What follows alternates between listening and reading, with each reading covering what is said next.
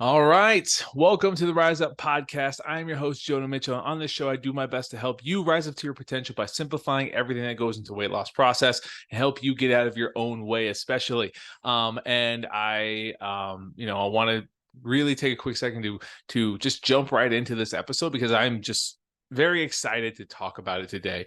So without, all the fun stuff will be talked about later that I usually talk about, but I just wanted to really dive into this, this problem that so many people face. So lack of an intro is going to go right into the reason why you've never been or you've always struggled with being consistent with your goals. And really, I want you to understand how or I really want to understand why this is happening. I'm going to give you the three biggest steps that I give my own clients to help them understand why consistency is such a big issue for them, and really so that we can implement these in a way that's going to make consistency so much easier than you ever realized it could be. Because I like to say this is a lot easier than you think, especially when you know why certain aspects of your journey have been really challenging or overwhelming, right? So first and foremost, the why it's hard to stay consistent is that what you say and what you do don't always align to the environment or the situation that you're in. And what I say, what I mean by that is when you say, I want to lose 20 plus pounds, right? 20 up to 100 pounds, right? And I'm super motivated. I'm going to, join a challenge. I'm going to do everything correctly, and I'm like, the motivation's super high and everything's going to go well this time. Like, cool. That's great. How many times have you said those same words?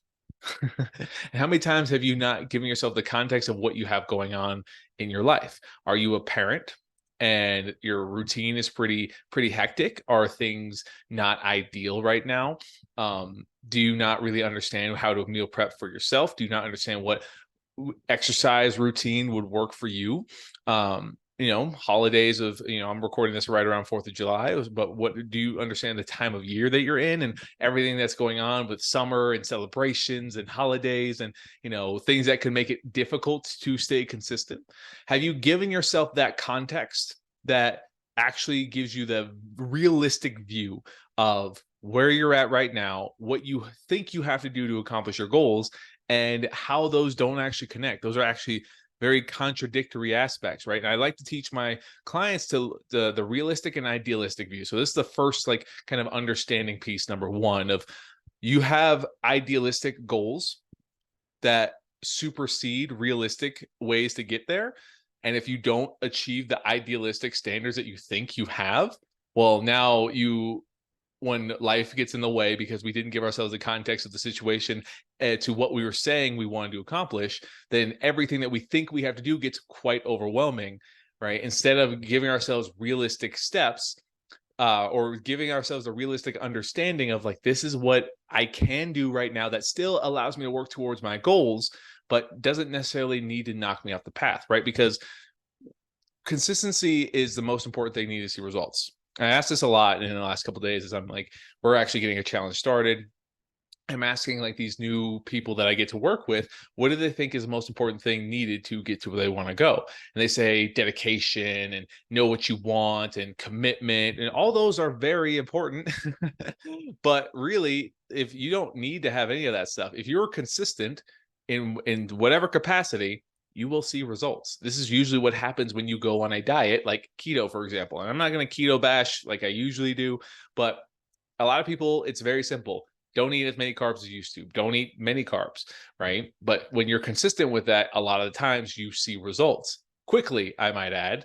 And that's very enticing for people to believe in the keto process, right? But they only are thinking about the result aspect. They're not thinking about afterwards, because usually the problem with keto is people don't plan on staying on keto forever, or they get so freaked out and nervous about carbs that the second they get any opportunity to eat carbs again, they regain a lot of the weight that they lost, because they had no concept of what was what was realistic to their lifestyle. They just wanted the idealistic standard. Carbs are bad, so I will not eat those, right? And they just kept focusing on having those or hitting that idealistic thing because that's what they thought they had to do to see results, In reality, you can eat whatever you want to lose weight, right? I tell this to a lot of people. And it's as long as you're consistent with whatever you think you're doing, or whatever you think you're doing, as long as you're consistent with whatever you're doing, you can see results. If you want to go the keto route because carbs aren't your thing, that's totally fine, right? But if that's not a part of how you want to live your life, I need you to just consider it, right? And just consider the idealistic for realistic standards, right? There's a difference there. What you say and what you do matter a lot, right? And if you say this is what you want, right, and then you try and do everything perfectly because that's what you idealistically think you have to do, you're making it really hard to stay consistent. Really hard. You're making it a lot harder than it needs to be. Because really all you need to do is take what you're doing, right? What you have going on and what you want to do and make the most manageable, logical step in that right direction.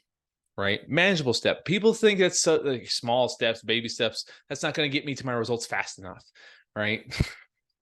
So now I'm gonna go down a tangent real quick with this, but how I want you to give yourself the context of this situation when you're trying to be real idealistic with your goals, and you're like, I need to get to my goals as fast as possible. It's like, how long have you been struggling with your goals? How long have you been struggling to stay consistent? Right? And I ask this to my clients all the time. A lot of times they'll say, probably for the vast majority of my life, and these are people in their 30s, 40s, 50s, 60s, right? And if they've been struggling for decades, right? And I tell them that we're going to make a couple manageable steps first that's completely different than what they're used to, in their head, that's like, oh my God, that is so, why am I doing baby steps? Well, because every time you try to do big steps, it doesn't work. And we have a long track record that you told me of this not working. So we need a different approach. We need something that's going to convince and prove to your brain that you can be consistent in some way, shape, or form, right? Consistency is earned, right? And if you struggle with that, it's just got to take practice to get to the point where you can prove to your brain that you can do it. And that comes from manageable steps in manageable and realistic standards, right? That doesn't mean that doesn't mean you're not going to make progress as fast, right?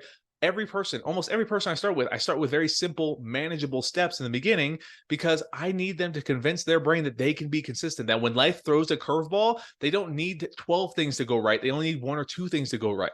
And when that happens, you build up confidence, you build up awareness that, oh, even though this isn't ideal, I can still show up a lot better than I thought I was going to, right? If you have idealistic standards, when you're not giving yourself the realistic reasons why, or realistic, I'm going to slow down a little bit before I get ahead of myself to get to the second reason why you're never consistent. But it's not bad to have idealistic high standards. But if those standards are impossible to get to, impossible to reach, that's what's holding you back. Because then we're perpetuating other feelings of you feeling guilty or like you're a failure because you can't do things that you think you have to do, right? Let's go back to a quick example. Like I'm working with many moms, right? Caregivers, and they have a very hard time with their hectic schedule, right? Husband's working, kids got school, they're business owners, or they're working, they're just working in general. And their kids are all over the place, especially during summertime. And it's very hard to have a routine for themselves, right? Not to say that if you're a man and you can't do this, but again, this is just an example that I'm used to. It's fresh on my head, right? There's so many other people that could be in this very same category. So your life is pretty hectic, to put it simply, right? You don't have the time for a routine that you ideally think has to happen for you to see results. When in reality, you can start making progress in your chaotic life. It's just going to look different than you think it does. Right. And this is where a lot of times, like, it's so hard to really understand this because it's different. It's different than what we think. So our brain hates change, right? It hates all change, no matter what it is. This is for survival purposes.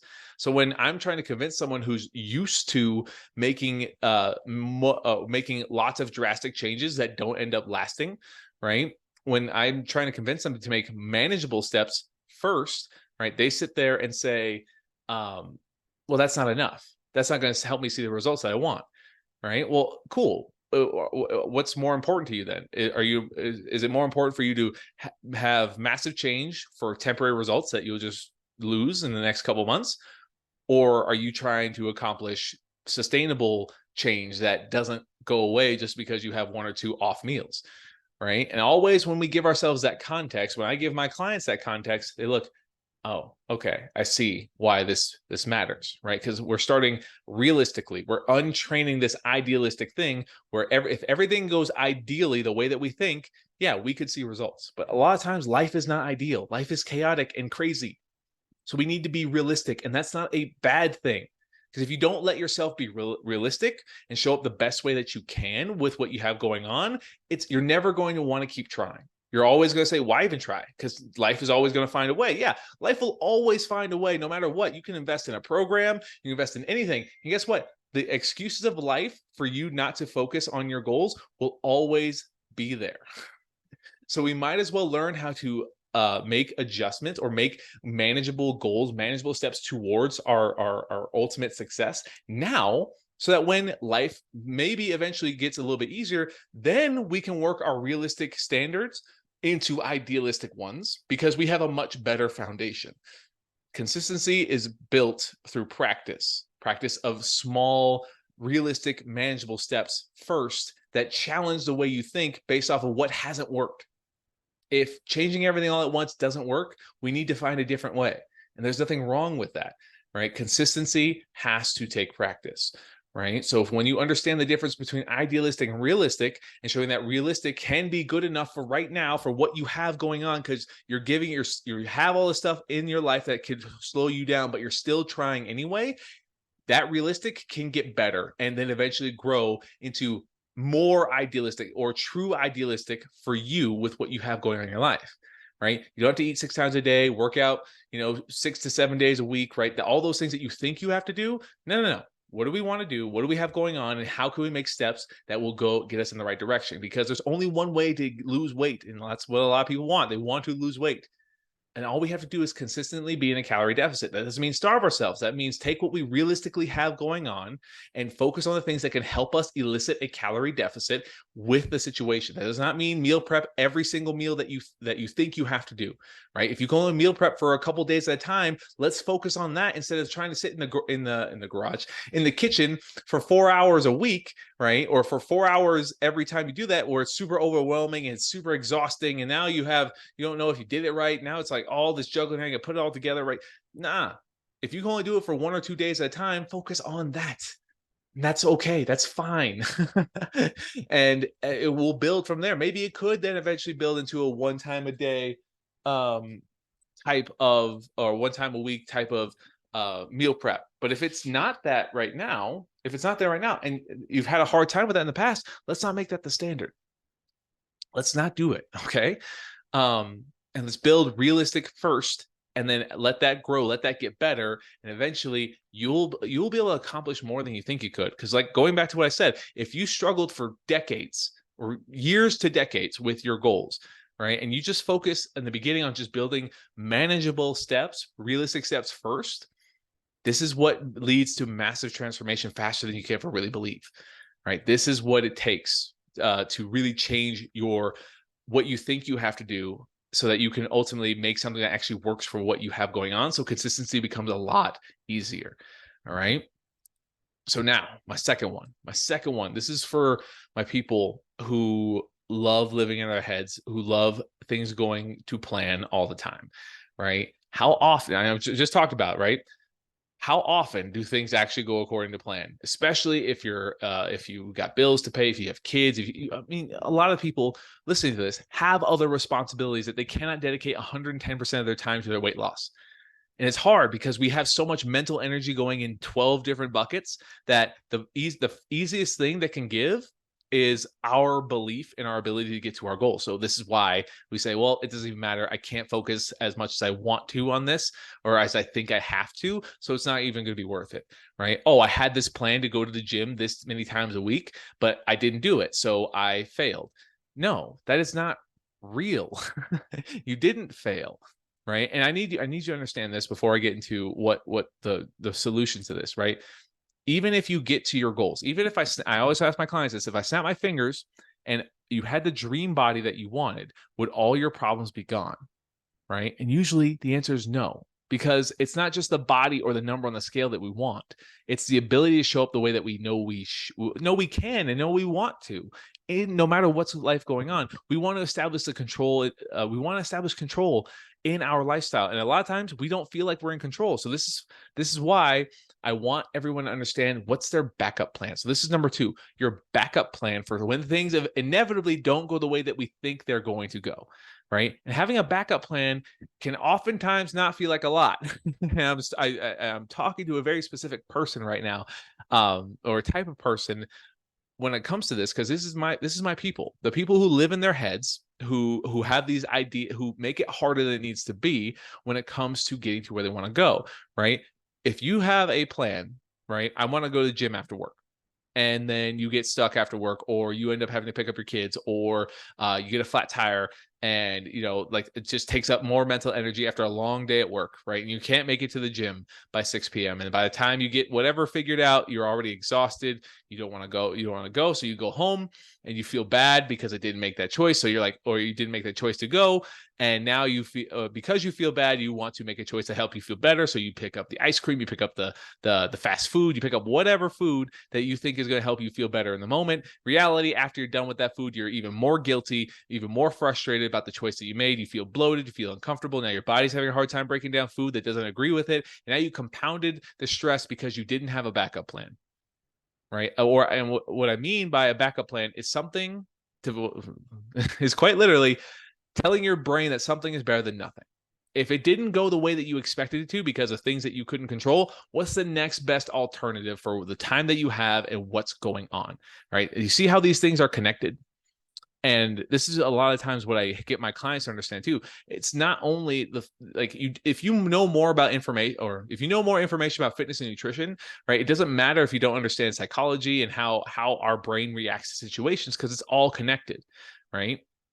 If one choice leads to 6 choices that don't necessarily align with how we want to feel, we need to start at number 1 and not just say, hey, that food is bad, that's why I'm unhealthy, that's why I'm not where I want to be, right? It's easier to blame one thing, when in reality, it's the way that we're looking at this process. We don't have a backup plan that tells us that something is better than nothing, that I tried even though it didn't go the way that I wanted to, right? So a lot of times I'll have this for my clients of like, hey, if you can't make it to the gym, can you at least go for like a 10 to 15 minute walk instead, right? So super low barrier, right? You don't have to get ready for it, right? But it's something, and it doesn't feel like a lot. It's like, oh, I'm not sweating, I'm not burning as many calories. Yeah, but if you didn't do anything, how would that make you feel?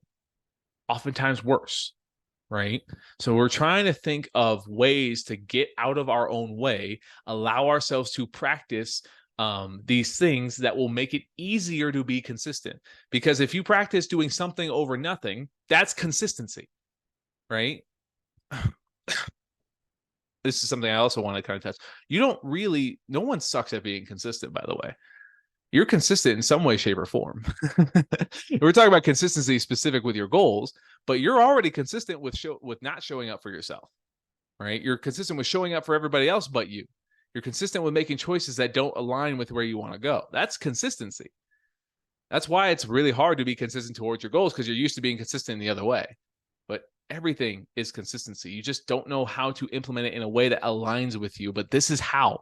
These are the things I want you to start paying attention to. This is everything I teach my clients, because my job gets a lot easier when my client is no longer making choices that don't align with them. And when I say align, right, I'm trying to change my client's perspective on the choices that they make. There's no good or bad choices. There's a misaligned choices and aligned choices, right? And I've talked about this many times before, but I want to make sure that people listening understand that if you can have this viewpoint, you will make yourself unstoppable, right? Because an aligned choice doesn't always mean healthy. This is the choice that we want to make when we're going out on dates. We're trying to live our life. When we're trying to do things, we're trying to just do things that allow us to feel good, right? Without guilt, annoyance, or frustration, right? For example, if I want to go on a date with my wife, I don't want to feel guilty about the choices I made, because I genuinely want to have a good time and enjoy the food that's there. right? It does not always mean I'm going to eat the chicken, the boiled chicken and the rice and the salad. No, I'm going to get the burger with the French fries, and I'm going to get dessert because those are things that I genuinely enjoy. It's an aligned choice for me because I know how to show up for myself in other capacities outside of this, right? This is a rare occurrence that allows me to have the wiggle room for this, right? But it starts with being realistic, with having backup plans that help you be consistent, right? Having a backup plan for an eating out encounter, right? This would be okay. Um, you're going to a restaurant and you're trying to stay focused. This is a work event. This is not necessarily like a special thing where you want to really enjoy yourself, right? This is more like a work whatever. And you looked at the menu ahead of time and you're like, okay, I know what I want to get. This is going to be this simple. I prioritize my protein, prioritize color best way I can, and I'm prepared, right? Oh, guess what? They're out of that food. Crap. What's a backup plan, right? And I kind of already gave it away, of like, okay, if the thing that I thought I was going to get isn't available, it's not fair to just say, okay, just give me the nachos, the enchiladas, or whatever it is that would make us feel guilty, right? Those foods aren't bad, but if that's the choice that we make because, oh, well, I wasn't prepared enough, I'm just going to make the choice that's going to make me feel bad later, right? Say, okay, what's the next best alternative I can do, right? Well, if I know, and this is what I teach my clients, if you're going out to eat, if you're on vacation, right, prioritize protein color the best way you can. Even if I give you a macro goal, it doesn't matter what healthy option you pick because it could be inaccurate regardless. Like the oils, the butters, the sauces that restaurants use, right? They're going to make the calorie counts inaccurate even if they're listed on the menu. They don't care about your calorie goals. They put them there because people are becoming more and more conscious about calories and what they put in their body, right? But again, they're not going to sit here and there's no food scales in a restaurant saying, okay, on the menu, this burger is 680 calories. So we're going to make sure that there's just enough sauce, there's just enough oil that we cook the burger with, and there's just enough of the fries to make sure that this is 680 calories. No, a restaurant's job is to make tasty food. And a way to make food tasty is through sugar, oil, or fats, I should say, that really, really taste good, right?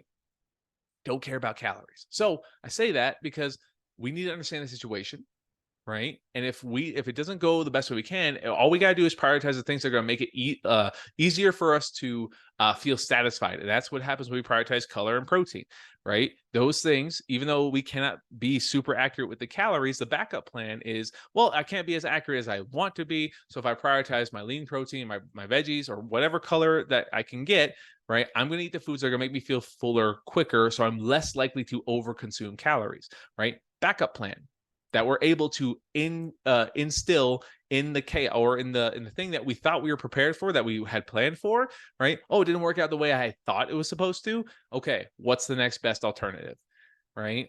And that's really what's going to lead me into my third one, right? So first and foremost, so the first thing is understanding the difference between idealistic and realistic, right? Then we want to make sure that we can start giving ourselves a backup plan, right? When we give ourselves a backup plan, this is what leads to the third one, right? Giving us the ability to make the best choice with what we have. That's it.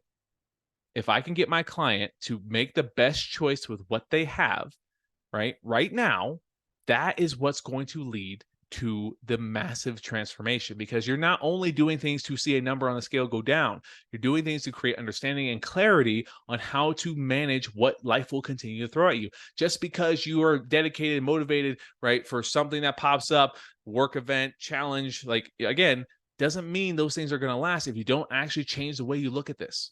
This is why I talk about this stuff so much, right? Because I want you to understand that the best thing you can do sometimes is good enough. And if we don't let good enough be good enough, we'll never make room for what it looks like to be consistent and sustaining the results for the long run. And I know this from experience, right? I feel like I've told the story a lot, but I've been on both sides of the spectrum where struggling to gain weight, struggling to lose weight, and then getting to results that most people would dream of getting to, but feeling worse than I ever have before because everything that I thought I was doing was not conducive to the way I wanted to live deep down. I wanted to live my life, right? I thought I needed a number, a body fat percentage on the scale to tell me that I accomplished something, right? Again, those things, they're not bad to have, But if they contradict how we want to live our life, we're building another box of restriction that makes it really fucking hard to stay consistent, right? And if it's hard to stay consistent, we will not maintain the results that we get, right? Consistency with the choice that we want to make. The reason why you struggle with being consistent towards your goals is because of this. You are either being too idealistic, not giving yourself the context of the situation. You're not taking manageable steps. You're taking drastic steps. You don't give yourself backup plans for when things don't go according to plan, and you don't let yourself just be good enough for a short time. Suck. You're supposed to suck at something when you're starting to learn how to actually do this, right? And which is so funny because people or everybody, we know what we're supposed to be doing. We know what to do, right? But this is why there's a discrepancy between knowing what to do and saying what we should do and then actually doing it, right? Because we don't look at it, we only look at it from a mechanical standpoint, from the food and the exercise. We don't look at it from the emotional aspect that really gets in the fucking way. This is so much more, much more emotional than many people ever really would care to admit, right? It's hard to process and understand emotions, right? Because they can often be painful, right? So many people don't realize how vulnerable it is to be, how vulnerable it can be to get to the body, get to the weight loss goals that you want, because you're addressing every single problem that had got you here. Not just because you don't know what you should eat and how often you should exercise, right? If we're going to emotional eating, stress eating, food attachment issue, or a food association for anything, we eat when we're sad, we eat when we're happy, we eat when we're seeing friends, we eat when we're seeing family, we eat everything at holidays, we eat because we're comfortable, right? Like if we don't see those things, if we always attach emotion to the things that we do without giving ourselves the actual understanding of where we're at, what's going on, and what's the best choice that I can actually make, which is manageable for what I have going on right now, you will not be consistent for your goals.